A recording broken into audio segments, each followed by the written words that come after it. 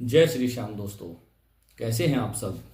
तो आप सबको पता ही है कि हम भगवत गीता पढ़ रहे हैं, जिसमें कि आज हम अध्याय 9 पढ़ने जा रहे हैं, जो कि है राज विद्या राज गृह योग। ये अध्याय आज हम पढ़ेंगे और अब तक हमने 8 अध्याय हम कंप्लीट कर चुके हैं। और अब से मैं हर अध्याय के साथ उसका एक सार, जिसका मैं शॉर्ट वीडियो यूट्यूब पर डेली अपलोड करूँगा, साथ में अध्याय 9 का भी आज हम अपलोड करेंगे। तो चलिए स्टार्ट करते हैं दोस्तों। राज विद्या राज गृह योग। श्री भगवान जी बोले, हे अर्जुन, तू मेरी निंदा करने वाला नहीं है। इससे जो गुप्त से गुप्त परम ज्ञान है वह मैं तुझे सुनाता हूँ। इसे जानकर तू संसार में निर्लिप्त रहेगा।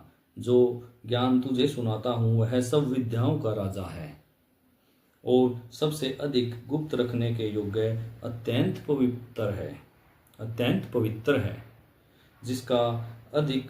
जिसका जानना सुलभ है वह वेदों का फल है, सुखपूर्वक साधन के योग्य है और नाम रहित है।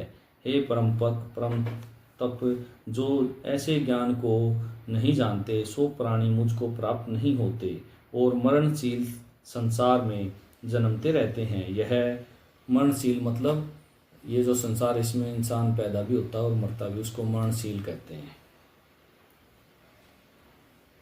जन्मते रहते हैं। यह संपूर्ण जगत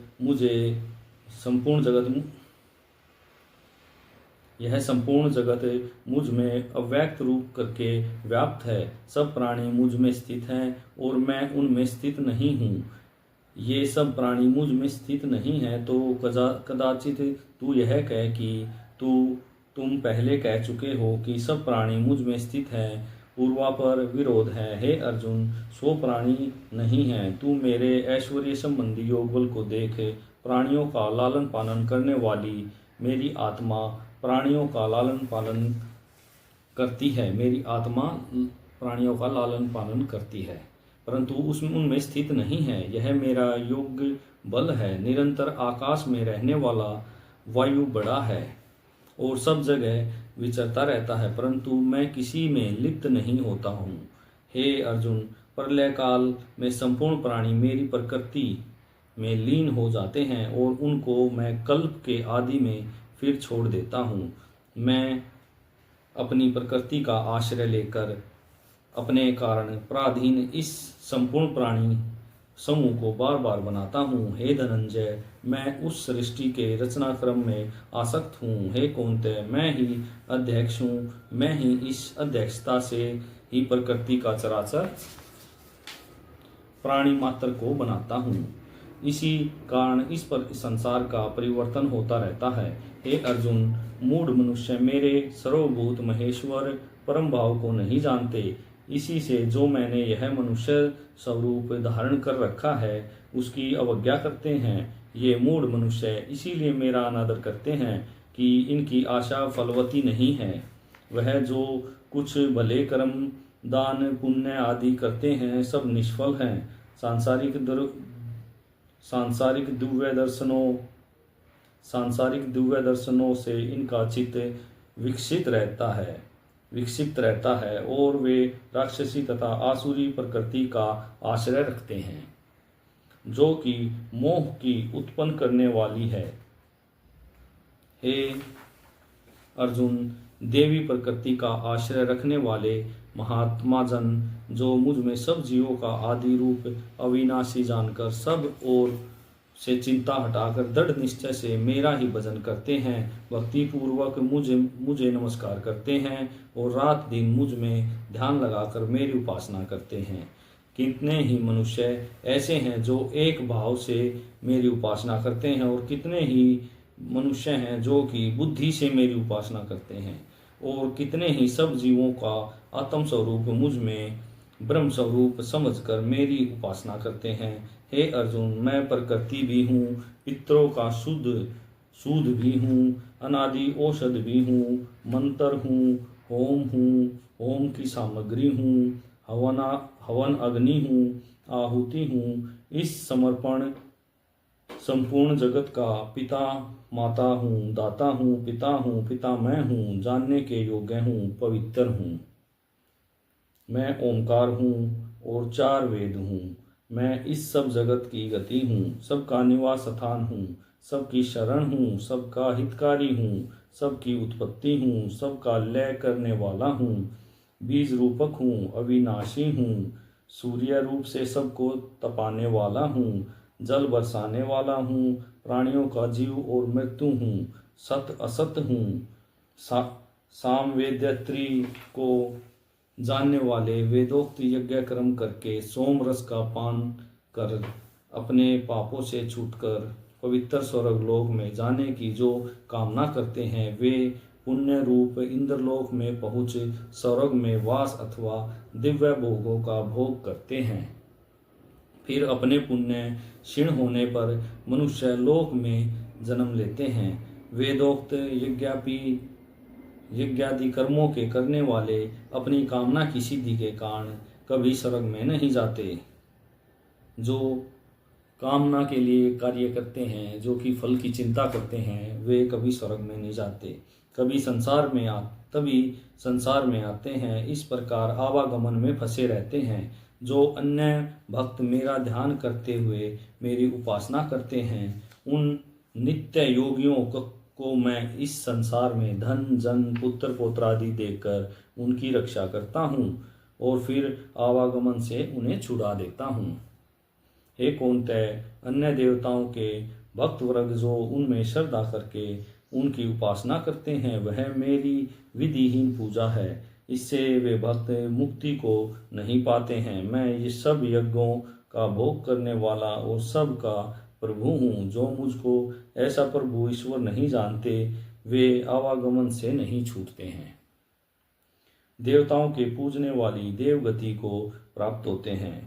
पितरों के पूजक पितरलोक जाते हैं। भूतों के पूजन करने वाले भूतलोक जाते हैं और मुझको पूजने वाले मेरे परमानंद स्वरूप अचल पद को पाते हैं। जो कोई भक्ति पूर्वक पत्थर पुष्प फल आदि भक्ति युक्त मेरे को निवेदन करता है, उनकी दी हुई वस्तु को मैं प्रसन्नता से अंगीकार करता हूँ। कौन्तेय, जो कुछ तुम करते हो, देते हो, तपस्या करते हो, वह मुझको अपर्ण है। ऐसा करने से कर्म बंधन रूप शुभाशुभ फलों से बच जाओगे और संन्यास योग से युक्त होकर भक्ति के सहित मुझको अवश्य पाओगे। हे अर्जुन, मैं संपूर्ण प्राणियों में समान रूप हूँ। न कोई मेरा शत्रु है, न कोई मेरा मित्र है। जो मुझको भक्ति पूर्वक भजता है, वही मुझ में है और मैं उसमें हूँ। यदि कोई अत्यंत दुराचारी मनुष्य अन्य देवताओं की पूजा न करके मेरी पूजा करता है, तो वह अन्य भक्त शीघ्र ही दुराचारी से धर्मात्मा हो जाता है। इसमें भगवान जी कहते हैं कि कोई दुराचारी इंसान भी है, जो कि दुष्ट आदमी है, वो भी अगर मेरी पूजा करता है तो मैं उसका मन बदल देता हूँ और वो भी मेरी शरण में आ जाता है और वो एक अच्छा आदमी बन जाता है, मतलब धर्मात्मा हो जाता है और निरंतर शांत रहता है। हे पार्थ, कोई कैसा भी पापात्मा क्यों न हो, चाहे स्त्री हो, वैश्य हो या शूद्र हो, यदि मेरा आश्रय ले ले तो उत्तम गति को प्राप्त होता है और फिर पुण्यात्म ब्राह्मण और भक्त राजश्री, इनका तो कहना ही क्या है। इसलिए हे अर्जुन, ओम नमो भगवते वासुदेवाय। ऐसा मेरा भजन श्रवण कर मेरा साथ ऐसा मिलेगा जैसा पानी के साथ पानी मिल जाता है। इसी प्रकार मेरे साथ अभेद हो। ओम नमो नारायण यह कहो। तो दोस्तों, ये था हमारा अध्याय 9 जो कि कंप्लीट हो चुका है। अभी इसका मैं आपको महात्म्य सुनाता हूँ एक कहानी के जरिए। एक समय लक्ष्मी जी ने पूछा, हे नारायण जी, गीता के 9वें अध्याय के महात्म्य को क्यों हमारी सुनने की बड़ी इच्छा है। भगवान ने कहा, हे लक्ष्मी सुनो, दक्षिण देश में सुशर्मा नाम का एक शूद्र रहता था। वह मांस मदिरा खाने वाला और पर स्त्रीगामी था। वह एक दिन मदिरा पान कर सोया हुआ था कि रात्रि में वह मर गया। मरने के बाद उसे प्रेत योनि मिली। तब एक वृक्ष पर रहने लगा। उसी नगर में एक भिक्षुक ब्राह्मण भी रहता था। वह दिन को भिक्षा मांग कर लाता था। उसकी स्त्री बड़ी कृपण थी, कभी किसी को कुछ न देती थी। समय पाकर ब्राह्मण ब्राह्मणी दोनों ने तन त्याग किया और उसी वृक्ष पर ये दोनों भी पिशाच पिशाचनी बनकर रहने लगे। बहुत दिन बाद पिशाचनी ने कहा, हे पिशाच, तुझे कुछ पिछले जन्म की भी खबर है? तब पिशाच ने कहा, मैं पहले जन्म में ब्राह्मण था। पिशाचनी ने कहा, तुम कौन सा ऐसा कर्म किया था जिससे पहले जन्म की बात याद आई है? पिशाच ने कहा, मैंने एक ब्राह्मण के मुख से अध्यात्म ज्ञान को सुना है, जिससे अपने पूर्व जन्म को जानता हूँ। पिशाचनी ने कहा, वह ब्राह्मण कौन है?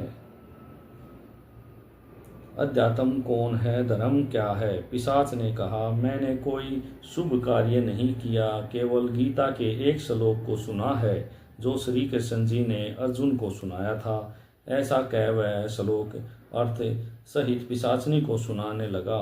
बस श्लोक को सुनते ही एक और प्रेत उस वृक्ष से उतर पड़ा और कहा कि जो बातें तुम आपस में करते हो वे मुझसे भी कहो। ब्राह्मण पिशाच ने वह श्लोक उस प्रेत को भी सुनाया। उससे तीनों प्रेतों की योनि छूट गई और विमान पर बैठकर विष्णु लोक को चले गए। यदि यही गीता के नववें अध्याय का महात्म्य है। जो इस महात्म्य को भक्तिपूर्वक सुनते हैं वे सदा वैकुंठ में निवास करते हैं, मतलब स्वर्ग में निवास करते हैं।